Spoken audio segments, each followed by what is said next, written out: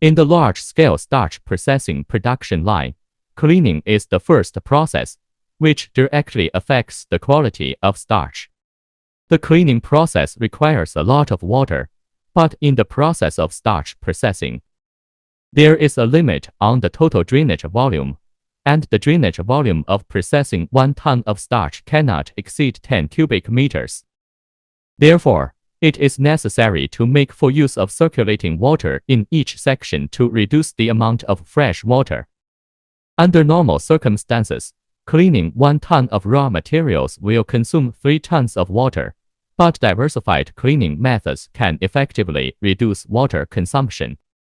First, friction dry cleaning. A large amount of sediment adheres to the surface of the raw material, and the method of friction dry cleaning can remove the surface sediment and greatly reduce the subsequent water consumption.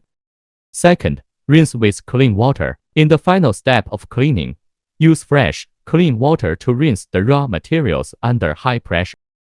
Third, use recycled water. The rinsed water enters the circulation tank for 3-stage precipitation, and the precipitation water treated by the filter can be reused to improve the utilization rate of water resources.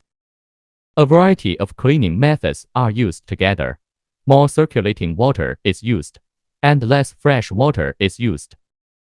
The amount of fresh water per ton of raw materials is controlled at 0.5 to 3 tons, which can effectively reduce production costs.